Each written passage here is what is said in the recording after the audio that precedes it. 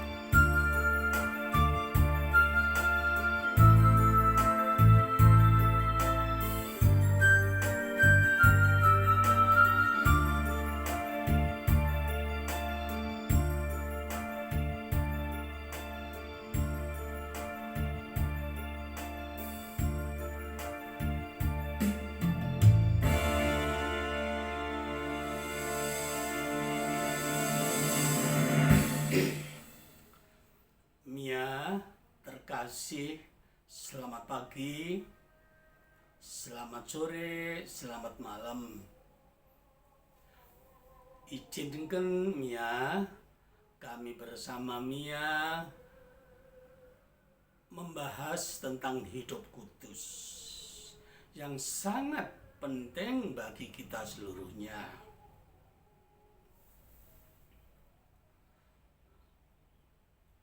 Hidup kudus adalah perintah Allah Bapa sendiri kepada seluruh umatnya. Beliau bersabda, "Kuduslah kamu, sebab Aku, Tuhan Allahmu, kudus." Hanya dengan kekudusan kita bisa masuk ke hadirat Allah sebagai tujuan utama dari keselamatan jiwa. 1 Petrus 1 ayat 9. Seluruh manusia mendambakan itu, keselamatan jiwa untuk bersama dengan Allah mereka di sorga. Tanpa kekudusan, tidak mungkin kita bisa berada bersama Bapa. Ibrani 12:14. Tuhan Yesus pun bersabda, "Berbahagialah kamu yang suci hatinya, karena kamu akan melihat Allah." Dengan demikian, hidup kudus yang diperintahkan oleh Allah Bapa kepada seluruh umatnya wajib harus dilakukan. Hidup kudus berarti roh kita, jiwa kita, pikiran kita harus di dalam keadaan murni, pikiran yang bersih, tubuh jasmani yang suci. Itu maksudnya hidup kudus. Roh, jiwa, pikiran, jasmani harus kudus di hadirat Allah Bapa dan pada waktu kita hidup ini. Mia terkasih akan bertanya, apa itu mungkin? Apa itu bisa kami lakukan? Mia, jawabannya adalah bisa dan mungkin. Ada beberapa hal yang pokok untuk mendapatkan hidup kudus itu yang akan kami paparkan kepada Mia terkasih. Yang pertama adalah persekutuan dengan Tuhan Yesus dan Roh Kudus-Nya. Persekutuan dengan Yesus dan Roh Kudus-Nya. Persekutuan berarti menyatu dengan Beliau. Hidup kita bersama dengan Beliau, berjalan bersama dengan Beliau, menyatu di dalam Beliau dan Roh Kudus-Nya. Maka kita akan bisa hidup kudus. Mengapa? Karena Yesus adalah putra Bapa. Yesus sehakikat dengan Bapa. Roh Kudus sumber kekudusan. Yesus Maha Kudus. Dengan demikian kita menyatu dengan Tuhan Yesus dan Roh Kudus-Nya, menyatu di dalam hidup kita, sehati sepikir dengan Beliau, berjalan bersama di dalam Beliau, kita akan menjadi kudus. Persekutuan menjadi satu ini dengan Tuhan Yesus dan Roh Kudus, kita beroleh dengan melakukan sabdanya, dan kita menyantap hosti kudus, menerima hosti kudus yang kita terima di dalam Ekaristi. Mia terkasih, di dalam Ekaristi, di dalam doa syukur agung yang kami singkat dengan DSA, doa syukur agung, pada kalimat yang terakhir, imam, pastor mengungkapkan dengan kata-kata, dengan kalimat, bahkan menghitungkan. Kalimatnya seperti ini.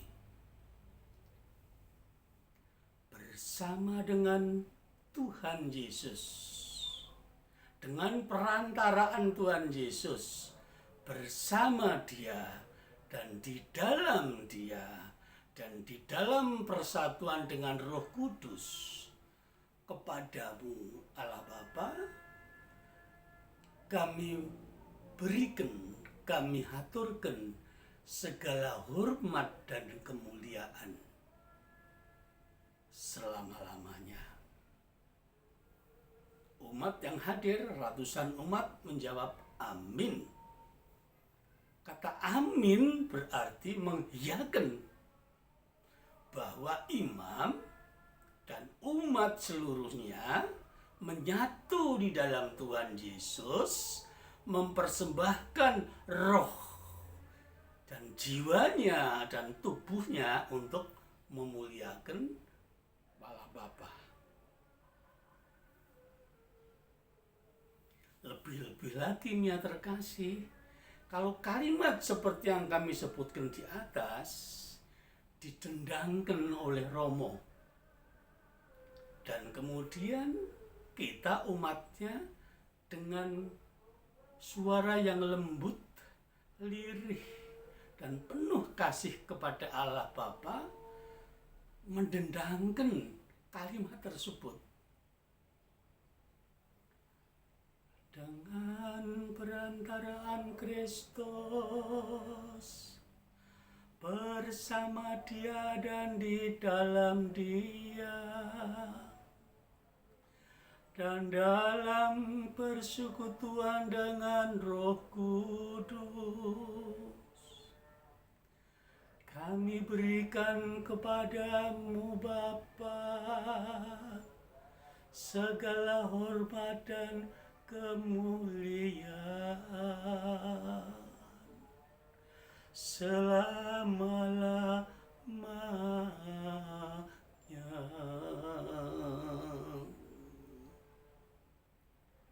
Indah sekali Mia terkasih, rasanya nyes sekali, seperti orang yang kehausan berjalan di terik matahari mendapat minuman segar. Nyes sekali, bahagia sekali. Kita kemudian mengaturkan syukur sembah sujud kepada Allah Bapa bersama dengan Tuhan Yesus. Menyatu dengan Tuhan Yesus dan Roh Kudusnya. Tuhan Yesus bersabda, aku di dalam Bapa, kamu di dalam aku di dalam kamu. Manunggaling kawula dengan Gusti, menyatunya umat dengan Tuhannya, dengan Allahnya. Mia nanti bisa mendalami ini dalam Yohanes 17 ayat 1 sampai dengan ayat 25. Luar biasa. Dengan menyatu dengan beliau, dengan Roh Kudusnya, kita akan menapak di dalam jalan hidup kudus. Cara yang kedua, yang terkasih, Allah adalah dengan melakukan seluruh firman-Nya, dengan seluruh sabdanya yang diberikan Tuhan Yesus kepada umatnya. Firman-Nya, sabdanya itu memurnikan roh kita, membersihkan pikiran kita yang penuh dengan kerak-kerak, dengan kotoran ini, dosa-dosa ini dibersihkan. Dan menyucikan tubuh kita. Memurnikan, membersihkan, menyucikan tubuh kita. Itu firman. Kita menjadi kudus. Ya, nanti bisa melihat di dalam Yohanes 17 ayat 17. Manunggaling kawula dengan Gusti. Dengan pegang firman-Nya lakukan. Kita menjadi kudus. Karena firman-Nya yang kudus itu, yang menguduskan kita itu akan memurnikan, membersihkan, mensucikan kita. Sekarang ketiga, Mia terkasih, untuk bisa hidup kudus, menyerahkan jiwa kita total kepada Tuhan Yesus. Kalau Mia punya buku Santa Faustina, catatan buku harian Santa Faustina, coba buka 1682. Tuhan Yesus sendiri bersabda, aku akan menguduskan kamu kalau kamu menyerahkan jiwamu kepadaku. Kita menyerahkan jiwa kita, roh jiwa tubuh kita kepada beliau, dan sambil memohon agar beliau mengirimkan roh kudusnya kepada kita, membarui kita yang kotor ini, yang penuh dosa ini, dengan roh kudusnya. Jadi kita memohon, beliau menjawab. Ada interaksi, kita memohon, beliau menjawab. Jawaban beliau, manifestasi jawaban itu terdapat antara lain pada penumpangan tangan. Nanti biar bisa lihat di dalam Kisah Para Rasul 8 ayat 18. Penumpangan tangan yang ditumpangkan pada kepala kita oleh Bapak Uskup dalam sakramen penguatan. Bisa juga oleh para pastor, para evangelis dalam seminar hidup baru dalam roh. Kami singkat dengan SHBR, seminar hidup baru dalam roh. Satu persatu kita maju ke depan, kita ditumpangi tangan oleh pastor atau evangelis itu, didoakan dengan permohonan agar kita memperoleh roh kudusnya. Dibarui kita oleh roh kudusnya dengan doa dari mereka. Manifestasi yang terjadi ada berbagai bentuk, ya. Ada yang mereka resting, jatuh terlentang punggungnya, tapi ada petugas di belakang yang menahan mereka sehingga tidak berbahaya. Mereka resting, damai mereka. Ada yang jatuh terduduk, dari air matanya meleleh, banjir air mata. Ada yang menangis terseduh-seduh. Itu yang kami saksikan. Roh Kudus berkenan membaharui mereka. Mereka merasakan itu. Dan manifestasi itu terjadi. Sehabis mereka merasakan Roh Kudus turun atas mereka, ada keteduhan di dalam roh jiwa mereka. Mereka merasakan damai. Ada perubahan di dalam hidup mereka sehari-hari. Mereka mulai rajin ekaristi, yang dulu hanya mingguan, sekarang menjadi harian. Kerinduan terus. Yang tidak pernah membuka Injil, kitab suci, membukanya, mendalaminya. Bahkan melakukannya itu, bahkan mewartakannya. Mereka menjadi hidup kudus, menapak mulai di dalam hidup kudus dengan pembaruan Roh Kudus. Efesus 4 ayat 23. Jadi dengan menyatu Tuhan Yesus, memegang firman-Nya, menyerahkan diri kepada Tuhan Yesus, mohon Roh Kudus membaharui, terjawab, mereka akan hidup kudus. Mulai hidup baru, menjadi manusia baru, berbeda dengan sebelumnya. Sebagai manusia yang lama dengan penuh dosa, mereka sudah tidak mau lagi.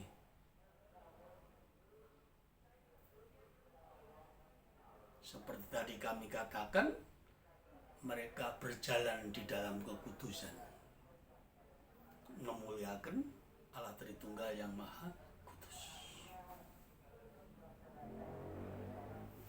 Ini terus berjalan. Mereka imannya menjadi dewasa.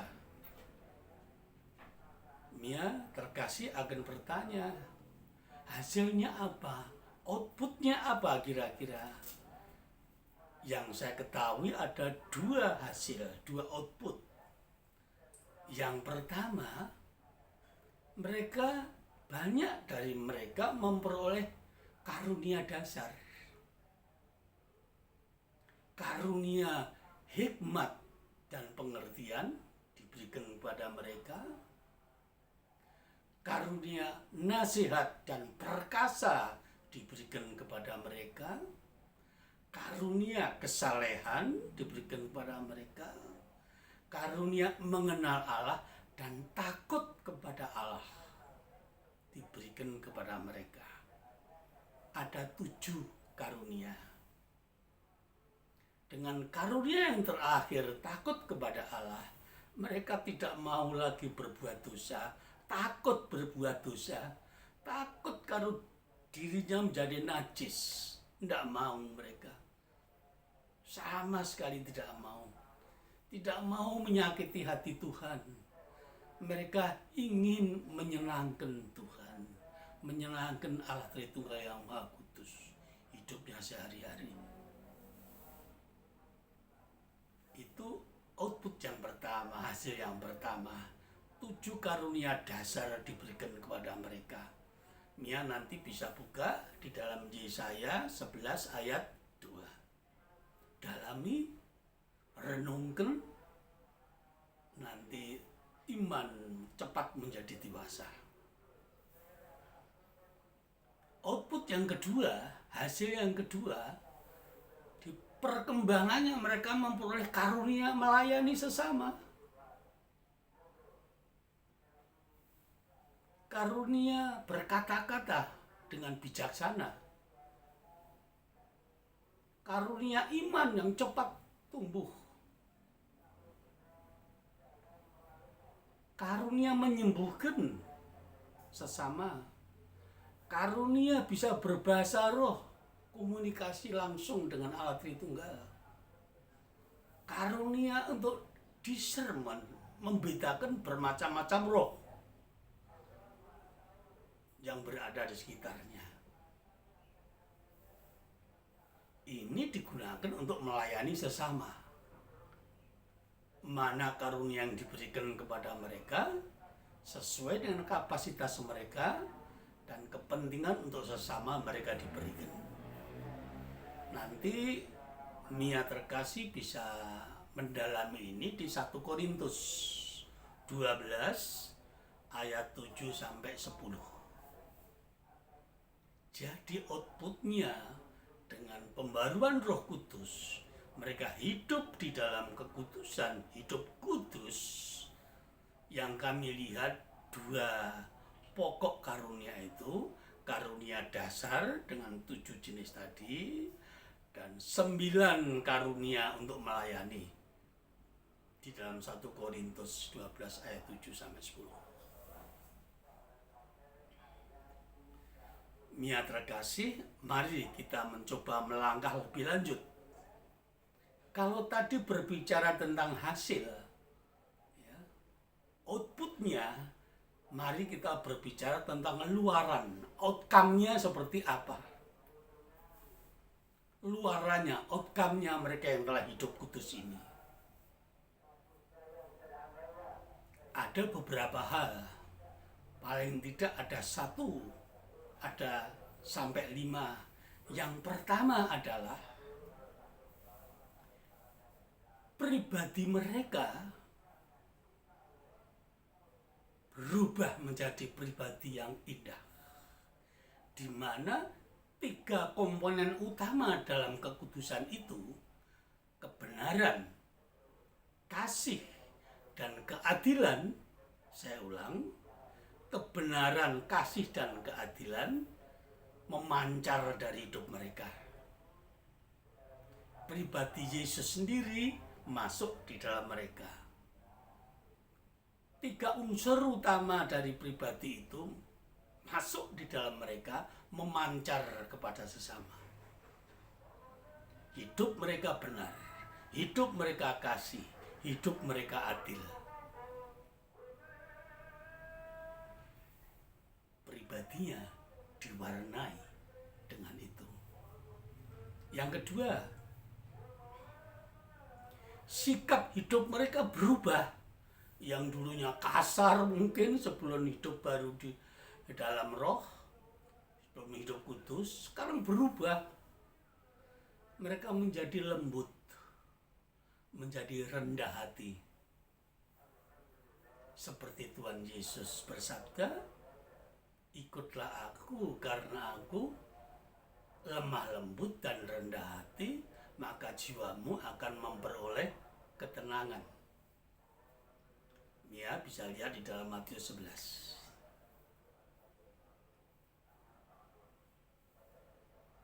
Sikapnya berubah menjadi lembut, rendah hati, menghormati setiap orang. Dari mulutnya tidak keluar kata-kata yang kotor, kata hoaks, bohong, dusta, mengejek, sinis, nyinyir, tidak ada. Mengasihi mereka pada sesama.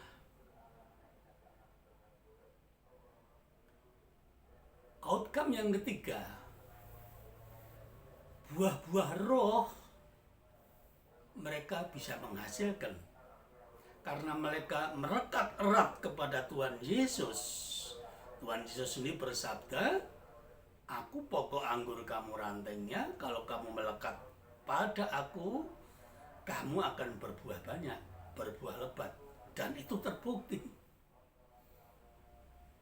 Dengan hidup kudus, mereka menghasilkan buah-buah roh. Buah yang utama adalah kasih. Ada pada mereka. Dari kasih itu kemudian muncul buah yang lain. Apa itu? Sukacita, damai, sejahtera, pengendalian diri, kemurahan hati, kebaikan. Nanti Mia bisa lihat di dalam Galatia 5 ayat 22 sampai dengan 23. Semua kebaikan muncul dari orang itu, dari orang yang hidup kudus. Berbeda sebelumnya dulu, bertolak belakang dari kehidupan yang lama. Itu buah-buah roh. Hasil yang lain, outcome yang lain, mereka mampu mengasihi Allah Bapa seperti yang ditugaskan kepada mereka. Lukas 11:23. Mereka mampu mengasihi Allah Bapa. Dari panca inderanya, matanya, telinganya, mulutnya, kaki tangannya, mulutnya lebih-lebih selalu menghatungkan, selalu mengalir pujian syukur dan sembah kepada beliau. Buka mata, selalu berdoa, melangkah di dalam hidup kudus, berpegang pada seluruh firman-Nya untuk menyenangkan beliau. Keluar dari seluruh panca inderanya, yang dulu hidup mereka hanya mementingkan diri sendiri, sekarang tidak berubah. Ya, kehidupan mereka tetap berjalan, bekerja di kantor PNS sebagai usahawan, tapi waktu mereka pasti disisihkan untuk mendalami Injil, untuk Ekaristi, untuk berdoa, pasti itu. Dari mulut mereka, panca indera mereka muncul itu. Kasih kepada Allah Bapa. Dan mereka mampu mengasihi sesama dalam berbagai bentuk. Dan yang paling menyenangkan, mereka nanti outcome yang terakhir, hasil terakhir, luaran yang terakhir, pada saat mereka dipanggil oleh Allah Bapa, mereka diperkenankan diam di dalam rumah yang disediakan oleh Bapa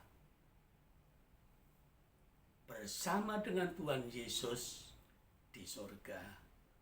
Nia bisa lihat di dalam 14 ayat 1 sampai dengan 3. Jangan gelisah hatimu. Percaya kepada Bapa, percayalah kepada aku. Di rumah Bapakku banyak tempat tinggal. Aku akan pergi menyediakan tempat bagimu. Tempat itu aku dapatkan, aku kembali menjemput kamu. Kamu masuk ke situ, hidup bersama dengan aku. Di mana aku berada, kamu berada. Ya terkasih, sudah jelas sekarang ada hasil yang kita peroleh, output, dan ada luaran, outcome yang kita peroleh. Yang dulu sama sekali tidak ada pada kita, sekarang menjadi ada. Karena itu Mia terkasih, kami mengajak Mia terkasih seluruhnya, karena Mia terkasih adalah umat Allah. Kami panggil dengan Mia, singkatan dari umat Allah yang terkasih. Mari kita melangkah di dalam hidup kekudusan. Hidup kudus ialah menjaga roh kita murni, jiwa kita, pikiran kita bersih, tubuh kita suci, jauh dari pencemaran dosa.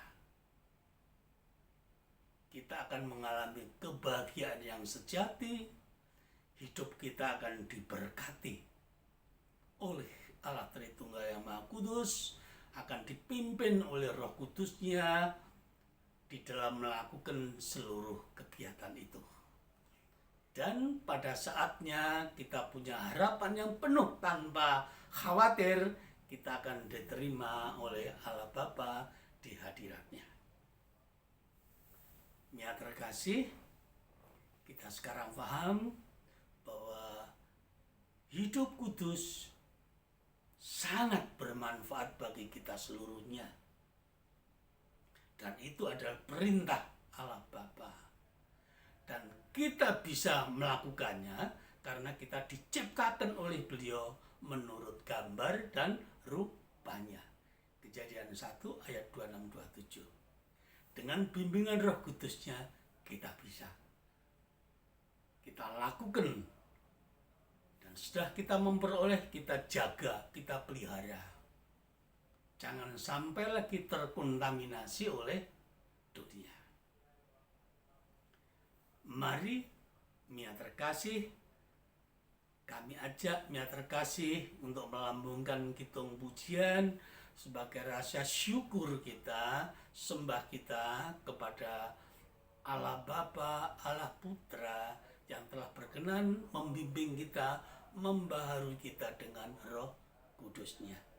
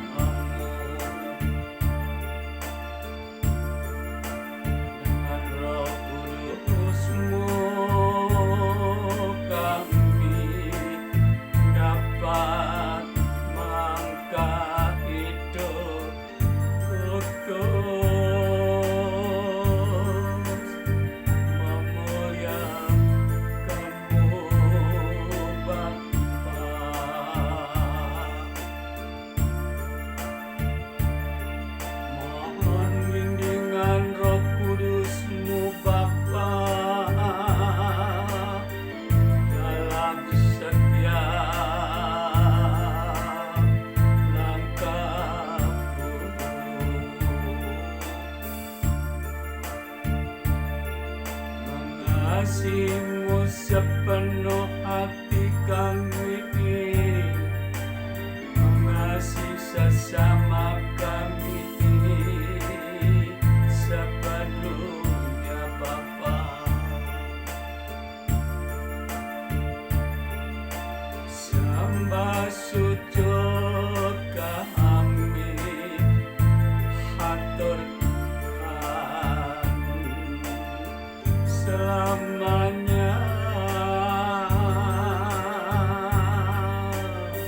selamanya padamu Bapa, padamu Yesus, padamu Roh Kudus. Haleluya, haleluya, haleluya, haleluya, haleluya,